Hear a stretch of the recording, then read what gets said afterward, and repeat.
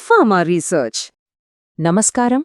ఈరోజు మన విశ్లేషణలో క్లినికల్ రీసెర్చ్ ప్రపంచానికి వెన్నెముక లాంటి ఒక ముఖ్యమైన అంశాన్ని చాలా లోతుగా పరిశీలించబోతున్నాం. అదే గుడ్ క్లినికల్ ప్రాక్టీస్ అంటే జీసీపీ. మరి ముఖ్యంగా క్లినికల్ ట్రయల్స్ నాణ్యతను ఒక పటిష్టమైన కోటలా నిలబెట్టే 3 అద్భుతమైన మూలస్తంభాల గురించి తెలుసుకుందాం. అవేంటంటే డేటా ఇంటిగ్రిటీ, రికార్డ్స్ రిటెన్షన్, ఇంకా ప్రపోర్షనేట్ ప్రొసీజర్స్. ఇవి కేవలం పొడి నియమాలనే అనుకోకండి. రోగుల భద్రతకు, శాస్త్రీయ పురోగతికి ఇవి ఎలా ఒక బలమైన పునాది వేస్తాయో ఇప్పుడు వివరంగా చూద్దాం. సరే, మన ప్రయాణం స్పష్టంగా సాఫీగా సాగేందుకు ఈరోజు మనం ఏ అంశాలు చర్చించబోతున్నామో ఒకసారి చూద్దాం. ముందుగా జీసీపీ సూత్రాల ప్రాముఖ్యత ఏంటో పరిచయం చేసుకుందాం. తర్వాత మన మొదటి స్తంభం డేటా ఇంటిగ్రిటీ. అసలు డేటా అంటే కేవలం అంకెలో అక్షరాలు కాదు కదా, అది ఒక కథని ఎలా చెబుతుంది దాని గురించి తెలుసుకుంటాం. ఆ తర్వాత మన రెండవ స్తంభం రికార్డ్స్ రిటెన్షన్. అంటే ఒక ట్రయల్ ముగిసిపోయినా చాలా ఏళ్ల తర్వాత కూడా దాని కథ ఎందుకు సజీవంగా ఉండాలి, దాని ప్రాముఖ్యత ఏంటి. ఇక మూడవ స్తంభం ప్రపోర్షనేట్ ప్రొసీజర్స్. అంటే పనిని తెలివిగా, సమర్థవంతంగా చేయడమంటే ఏమిటి. అనంతరం ఈ సిద్ధాంతాలన్నిటినీ ఆచరణలో ఎలా పెడతారో చూసి చివరగా ఈ మూల సిద్ధాంతాల సారాంశంతో మన విశ్లేషణను ముగిద్దాం. ఈ విశ్లేషణ ముగిసేసరికి మనకు కొన్ని కీలకమైన విషయాలపై పూర్తి స్పష్టత వస్తుంది. మొదటిది, ట్రయల్ నాణ్యతను కాపాడటంలో జీసీపీ పాత్రను అర్థం చేసుకోవడం. ఆలోచించండి, నాణ్యత లేకపోతే సంవత్సరాల తరబడి చేసిన పరిశోధన, పెట్టిన పెట్టుబడి అంతా వృధా అయిపోతుంది. అంతకన్నా ముఖ్యంగా కొత్త మందుల కోసం ఎదురుచూసే రోగుల ఆశలు అడియాసలవుతాయి. రెండవది, డేటా ఇంటిగ్రిటీ సూత్రాలను స్పష్టంగా నిర్వచించడం. డేటా ఎలా నమ్మదగినదిగా ఉంటుంది, దాని వెనక ఉన్న శాస్త్రీయ విధానమేంటో తెలుసుకుంటాం. మూడవది, రికార్డ్స్ రిటెన్షన్ యొక్క ఆవశ్యకతను వివరించడం. డాక్యుమెంట్లను ఎందుకు, ఎంతకాలం భద్రపరుస్తారు, దాని వెనుక ఉన్న తర్కమేంటో అర్థం చేసుకుంటాం. నాలుగవది, ప్రపోర్షనేట్ ప్రొసీజర్స్ అనే ఈ ఆధునిక భావనను గ్రహించడం. ఇది క్లినికల్ ట్రయల్స్ను వేగంగా, సమర్థవంతంగా ఎలా చేస్తుందో చూస్తాం. చివరగా జీసీపీని విజయవంతంగా అమలు చేయడానికి ఏ కీలక కార్యకలాపాలు అవసరమో గుర్తిస్తాం. ఈ లక్ష్యాలు మన అవగాహనను మరింత పదును పెడతాయి. ఇక మన మొదటి విభాగానికి స్వాగతం. జీసీపీ సూత్రాల పరిచయం. ఇవి నమ్మదగిన క్లినికల్ రీసెర్చ్ అనే ఒక పెద్ద భవనానికి పునాదిరాళ్లు లాంటివి. జీసీపీ అంటే కేవలం కొన్ని నియమాల జాబితా కాదు. ఇది ఒక అంతర్జాతీయ నైతిక మరియు శాస్త్రీయ నాణ్యతా ప్రమాణం. దీని ముఖ్య ఉద్దేశ్యం రెండు. ఒకటి, ట్రయల్స్లో పాల్గొనేవారి హక్కులు, భద్రత మరియు శ్రేయస్సును కాపాడటం. రెండు, అదే సమయంలో ట్రయల్ ద్వారా వచ్చే డేటా నమ్మదగినదిగా, విశ్వసనీయంగా ఉండేలా చూడటం. మరి జీసీపీ యొక్క అసలు సారాంశమేమిటి? సింపుల్గా చెప్పాలంటే వైద్యశాస్త్రాన్ని ముందుకు నడిపించే నమ్మకమైన డేటాను రూపొందించడం. ఒక్కసారి ఆలోచించండి, మన కుటుంబ సభ్యులకు ఒక కొత్త ఔషధం అవసరమైతే అది నమ్మకమైన డేటాపై ఆధారపడిందని మనం ఎలా నిర్ధారించుకోగలం? ఇక్కడే ఈ సూత్రాలు చాలా కీలకం. ఒక కొత్త చికిత్స సురక్షితమా కాదా, అది నిజంగా ప్రభావవంతమా అని నిర్ణయించేటప్పుడు ఆ నిర్ణయానికి ఆధారం మనం సేకరించిన డేటా యొక్క పటిష్టత. అందుకే ఈ సూత్రాలను పాటించడమనేది కేవలం ఒక నిబంధన కాదు, అది శాస్త్రీయ పురోగతికి, ప్రజల నమ్మకానికి అత్యంత అవసరం. ఇప్పుడు మనం మొదటి అత్యంత ముఖ్యమైన స్తంభం వైపు వెళ్దాం, డేటా ఇంటిగ్రిటీ. దీన్ని క్లినికల్ ట్రయల్స్కు గుండె లాంటిది అని చెప్పొచ్చు. ఒకవేళ మన గుండె సరిగ్గా కొట్టుకోకపోతే శరీరం మొత్తం ఎలా బలహీనపడుతుందో, అలాగే డేటా ఇంటిగ్రిటీ లోపిస్తే మొత్తం పరిశోధన బలహీనపడుతుంది. ఈ స్తంభం కనుక బలంగా లేకపోతే దానిమీద కట్టిన మొత్తం ట్రయల్ నిర్మాణం కూలిపోయే ప్రమాదముంది. ఇంతకీ ఈ డేటా ఇంటిగ్రిటీ అంటే ఏమిటి? అధికారికంగా చెప్పాలంటే ఇది ఒక క్లినికల్ ట్రయల్ సమయంలో సేకరించిన డేటా యొక్క ఖచ్చితత్వం, సంపూర్ణత మరియు స్థిరత్వం. ఈ 3 లక్షణాలు లేకపోతే మనం పొందే ఫలితాలు ఏమాత్రం నమ్మదగినవిగా ఉండవు. ఇంకా సింపుల్గా చెప్పాలంటే పేషెంట్ ఫైల్లో నమోదు చేసిన రక్తపోటు విలువ 120/80 అని ఉంటే కంప్యూటర్ సిస్టంలోనూ అది 120/80 అనే ఉండాలి. దారి మధ్యలో దానిలో ఎలాంటి మార్పులు, పొరపాట్లు జరగకూడదు. అదే డేటా ఇంటిగ్రిటీ. డేటా ఇంటిగ్రిటీని ఇంకా బాగా అర్థం చేసుకోడానికి దాని 4 ముఖ్యమైన భాగాలుగా విభజించి చూద్దాం. మొదటిది ఖచ్చితత్వం మరియు సంపూర్ణత. అంటే సేకరించిన ప్రతి డేటా పాయింట్ వాస్తవాన్ని ప్రతిబింబించాలి, ఏ ఫీల్డ్ ఖాళీగా ఉండకూడదు. రెండవది స్థిరత్వం మరియు ట్రేసబిలిటీ. అంటే డేటా అన్ని చోట్ల ఒకేలా ఉండాలి మరియు దాని ప్రయాణంలో ప్రతి అడుగును మనం తిరిగి గుర్తించగలగాలి. ఇదొక డిటెక్టివ్ కథ లాంటిది. డేటా ఎక్కడ పుట్టింది, దాన్ని ఎవరు రికార్డ్ చేశారు, ఎప్పుడైనా మార్పులు జరిగాయా, ఎవరు మార్చారు అనే ప్రతి ఆధారం మనకు అందుబాటులో ఉండాలి.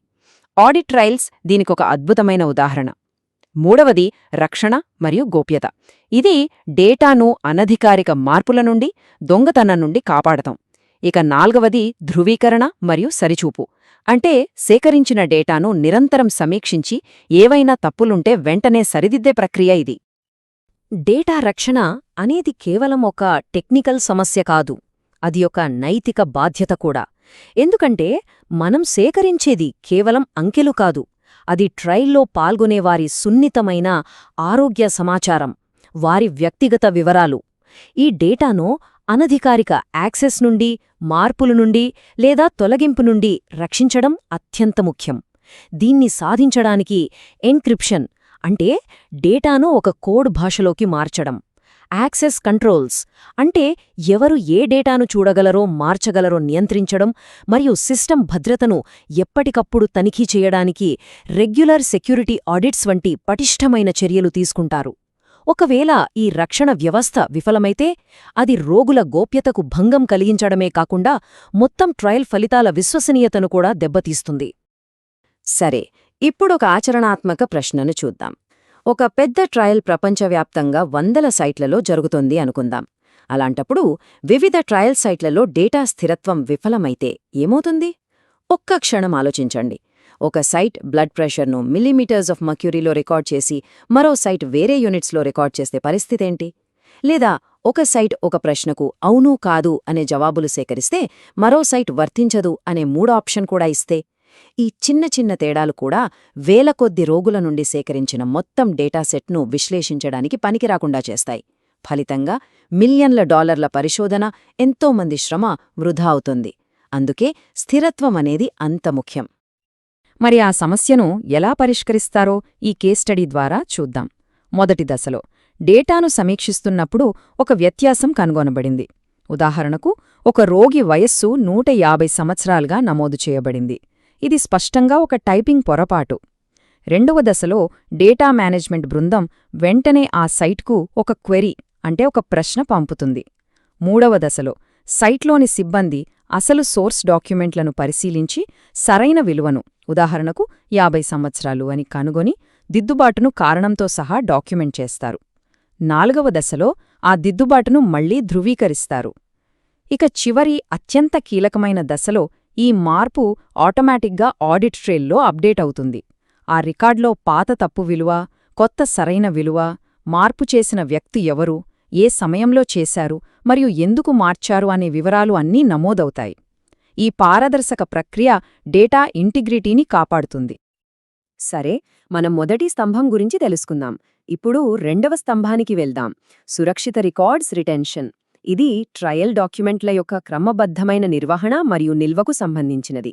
ఒక ట్రయల్ పూర్తయిన తర్వాత కూడా ఆడిట్స్ కోసం, ఇన్స్పెక్షన్స్ కోసం మరియు భవిష్యత్ పరిశీలన కోసం సరైన రికార్డ్ కీపింగ్ చాలా అవసరం. దీన్ని ట్రయల్ ఎలా నిర్వహించబడిందో చెప్పే ఒక చారిత్రక రికార్డ్లాగా, ఒక టైం క్యాప్స్యూల్లాగా భావించవచ్చు. ఈ రికార్డ్ లేకుండా ఆ ట్రయల్ యొక్క కథ అసంపూర్ణంగా మిగిలిపోతుంది. ఇంతకీ ఈ రికార్డ్స్ రిటెన్షన్ అంటే ఏమిటి? సింపుల్గా చెప్పాలంటే ఇది ట్రయల్ డాక్యుమెంట్లు మరియు డేటాను ఒక నిర్దిష్ట కాలం పాటు క్రమపద్ధతిలో నిర్వహించడం మరియు భద్రంగా నిల్వ చేయడం. దీని ముఖ్య ఉద్దేశమేంటంటే భవిష్యత్తులో ఎప్పుడైనా రెగ్యులేటరీ ఏజెన్సీలు తనిఖీ చేయాలనుకున్నప్పుడు లేదా ఎవరైనా ఆడిట్ చేయాలనుకున్నప్పుడు ఆ సమాచారమంతా అందుబాటులో ఉండేలా చూడటం. ఇది ట్రయల్ యొక్క పారదర్శకతకు మరియు విశ్వసనీయతకు ఒక బలమైన హామీ ఇస్తుంది. రికార్డ్స్ రిటెన్షన్లో కొన్ని కీలక సూత్రాలు ఉన్నాయి. మొదటిది సమగ్ర డాక్యుమెంటేషన్. ప్రతి పత్రం ఒక పెద్ద పజిల్లోని చిన్న ముక్కలాంటిది. ఒక్క ముక్క లేకపోయినా మనం పూర్తి చిత్రాన్ని చూడలేం. అందుకే ప్రోటోకాల్స్, ఇన్ఫార్మ్డ్ కన్సెంట్ ఫామ్లు, లాబొరేటరీ రిపోర్ట్లు మరియు కీలకమైన ఈమెయిల్ కరెస్పాండెన్స్ వంటి ప్రతి ఒక్క పత్రాన్ని జాగ్రత్తగా భద్రపర్చాలి. రెండవది నిర్దిష్ట నిలుపుదల కాలం. దీని గురించి మనం తర్వాత స్లైడ్లో మరింత వివరంగా చర్చిద్దాం. మూడవది సురక్షిత నిల్వ మరియు యాక్సెస్. అంటే డాక్యుమెంట్లు భౌతికంగా లేదా ఎలక్ట్రానిక్గా అగ్ని, నీరు లేదా అనధికారిక యాక్సెస్ నుండి సురక్షితంగా ఉండాలి. చివరిది సరైన పారవేయడం మరియు ఆర్కైవింగ్. నిలుపుదల కాలం ముగిసిన తర్వాత డాక్యుమెంట్లను గోప్యతకు ఏమాత్రం భంగం కలగకుండా నాశనం చేయాలి లేదా దీర్ఘకాలంగా ఆర్కైవ్ చేయాలి. సాధారణంగా ట్రయల్ డాక్యుమెంట్లను ఎంతకాలం భద్రపరచాలి? ఇది చాలా మందికి వచ్చే సందేహం. సాధారణ నియమం ప్రకారం ఒక ఔషధానికి చివరి మార్కెటింగ్ ఆమోదం పొందిన తర్వాత కనీసం 5 సంవత్సరాల పాటు రికార్డులను నిలుపుకోవాలి. ఎందుకలా? ఎందుకంటే ఒక మందు మార్కెట్లోకి వచ్చిన తర్వాత కూడా దాని భద్రతను పర్యవేక్షిస్తూ ఉంటారు. ఈ కాలంలోనే ఊహించని దుష్ప్రభావాలు బయటపడవచ్చు లేదా కొత్త శాస్త్రీయ ప్రశ్నలు తలెత్తవచ్చు. అందుకే ఆ రికార్డులు అందుబాటులో ఉండటం చాలా ముఖ్యం. ఒకవేళ ఆ మందు మార్కెట్లోకి రాకపోతే ట్రయల్ పూర్తయినా లేదా నిలిపివేసిన తర్వాత కనీసం 2 సంవత్సరాలు భద్రపరచాలి. అయితే ఇది కేవలం కనీస పరిమితి మాత్రమే. కొన్ని దేశాల నియమాలు లేదా స్పాన్సర్ పాలసీల ప్రకారం ఈ కాలాన్ని 15, 20 సంవత్సరాలు లేదా అంతకంటే ఎక్కువ కాలం కూడా పొడిగించవచ్చు. భద్రత యొక్క ప్రాముఖ్యతను ఎంత నొక్కి చెప్పినా తక్కువే. ట్రయల్ డాక్యుమెంట్లు మరియు డేటాకు యాక్సెస్ కేవలం అధీకృత సిబ్బందికి మాత్రమే పరిమితం చేయాలి. భౌతిక రికార్డుల కోసం తాళాలు వేసిన ఫైలింగ్ క్యాబినెట్లు, యాక్సెస్ నియంత్రిత గదులు వాడతారు. ఇక ఎలక్ట్రానిక్ రికార్డుల విషయానికొస్తే పాస్వర్డ్ ప్రొటెక్షన్, యూజర్ రోల్స్ ఆధారిత యాక్సెస్ కంట్రోల్స్ మరియు డేటా ఎన్క్రిప్షన్ వంటి పటిష్టమైన చర్యలు అమలు చేస్తారు. అనధికారిక యాక్సెస్ అనేది కేవలం గోప్యతా ఉల్లంఘన మాత్రమే కాదు, అది డేటాను మార్చే ప్రమాదాన్ని కూడా సృష్టిస్తుంది. ఇది మొత్తం ట్రయల్ ఫలితాలను తప్పుదారి పట్టించగలదు. ఇప్పుడు మనం మూడవ అత్యంత ఆధునిక స్తంభం గురించి తెలుసుకుందాం. అదే ప్రపోర్షనేట్ ప్రొసీజర్స్. ఇది క్లినికల్ ట్రయల్స్ నిర్వహణలో ఒక విప్లవాత్మక మార్పు అని చెప్పొచ్చు.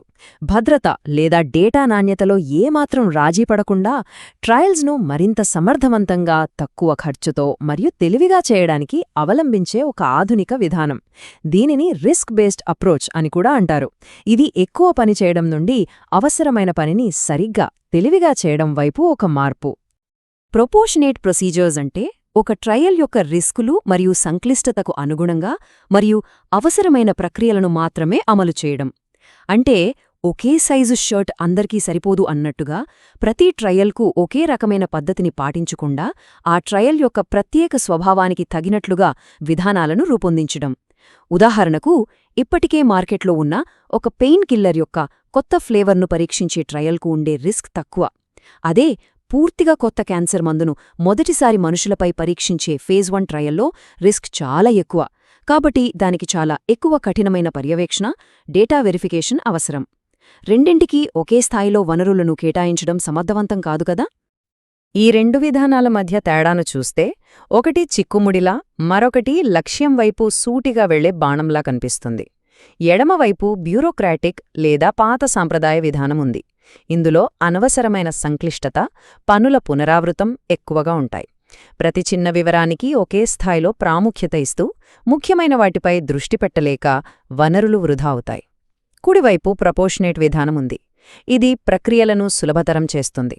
వనరులను అనవసరమైన పనులపై కాకుండా రోగి భద్రత మరియు డేటా నాణ్యత వంటి అత్యంత కీలక కార్యకలాపాలపై కేంద్రీకరిస్తుంది. దీనివల్ల సామర్థ్యం పెరిగి ఆవిష్కరణలు వేగవంతమవుతాయి. ఇప్పటివరకు మనం 3 స్తంభాల గురించి విడివిడిగా వివరంగా చర్చించాం. ఇప్పుడు ఈ సిద్ధాంతాలను వాస్తవ క్లినికల్ ట్రయల్ సెట్టింగ్లో ఎలా అమలు చేస్తారో చూద్దాం. ఈ విభాగంలో మనం థియరీ నుండి ఆచరణలోకి అడుగుపెడుతున్నాం. అంటే ఈ నియమాలను నిజ జీవితంలో ఎలా పాటిస్తారో తెలుసుకుందాం. జీసీపీ సూత్రాలను ఆచరణలో పెట్టడంలో అనేక కార్యకలాపాలు ఉంటాయి. మొదటిది స్టాండర్డ్ ఆపరేటింగ్ ప్రొసీజర్స్ లేదా ఎస్ఓపీస్ అభివృద్ధి. డేటా ఇంటిగ్రిటీ, రికార్డ్స్ రిటెన్షన్ వంటి వాటి కోసం నిర్దిష్ట ప్రక్రియలను స్పష్టంగా, అంచెలంచెలుగా నిర్వచించే డాక్యుమెంట్లు ఇవి. రెండవది శిక్షణ మరియు సామర్థ్యం. ట్రయల్లో పాల్గొనే ప్రతి ఒక్క సిబ్బందికి జీసీపీ సూత్రాలపై, వారి బాధ్యతలపై పూర్తి శిక్షణ ఇవ్వాలి. మూడవది మానిటరింగ్ మరియు ఆడిటింగ్. ట్రయల్ సరిగ్గా జరుగుతోందా లేదా అని ఎప్పటికప్పుడు తనిఖీ చేయడం. చివరిది నిరంతర అభివృద్ధి. ఫీడ్బ్యాక్ మరియు నేర్చుకున్న పాఠాల ఆధారంగా ప్రక్రియలను నిరంతరం మెరుగుపరుచుకుంటూ వెళ్లడం. మానిటరింగ్ మరియు ఆడిటింగ్ అనేవి తరచుగా ఒకేలా అనిపించినా వాటి మధ్య చాలా స్పష్టమైన తేడా ఉంది. మానిటరింగ్ అనేది ఒక క్రికెట్ మ్యాచ్ జరుగుతున్నప్పుడు సైడ్ లైన్లో ఉండే కోచ్ లాంటిది. అతను నిరంతరం ఆటను గమనిస్తూ తప్పులను సరిదిద్దుతూ జట్టును సరైన మార్గంలో నడిపిస్తాడు. ఇదొక అంతర్గత నాణ్యత నియంత్రణ ప్రక్రియ. మరోవైపు ఆడిటింగ్ అనేది మ్యాచ్ ముగిసిన తర్వాత ఒక స్వతంత్ర అంపైర్ వచ్చి ఆట నియమాలకు అనుగుణంగా జరిగిందా లేదా అని నిష్పక్షపాతంగా విశ్లేషించడం లాంటిది. ఇది సాధారణంగా ట్రయల్తో ప్రత్యక్ష సంబంధం లేనివారిచే నిర్వహించబడుతుంది. ఈ రెండూ కూడా జీసీపీ సూత్రాల అమలును అంచనా వేయడానికి చాలా కీలకం. సరే, ఇప్పుడు మనం విడివిడిగా చూసిన ఈ సూత్రాలన్నీ ఒకదానితో ఒకటి ఎలా పెనవేసుకుపోయి క్లినికల్ రీసెర్చ్ అనే గొప్ప భవనాన్ని నిర్మిస్తాయో చూద్దాం. ఇది మన విశ్లేషణ యొక్క ముగింపు. ఇక్కడ మనం నేర్చుకున్న అంశాలన్నిటినీ కలిపి ఒక పూర్తి చిత్రాన్ని చూడబోతున్నాం. చివరగా మనం గుర్తుంచుకోవలసిన అతి ముఖ్యమైన విషయం ఇదే: డేటా ఇంటిగ్రిటీ, రికార్డ్స్ రిటెన్షన్ మరియు ప్రపోర్షనేట్ ప్రొసీజర్స్ అనేవి విడివిడిగా పనిచేసే స్తంభాలు కావు. అవి ఒకదానిపై ఒకటి ఆధారపడి ఉంటాయి. మంచి డేటా ఇంటిగ్రిటీకి సరైన రికార్డ్ కీపింగ్ అవసరం. సమర్థవంతమైన ప్రొసీజర్స్ డేటా నాణ్యతపై దృష్టి పెట్టడానికి సహాయపడతాయి.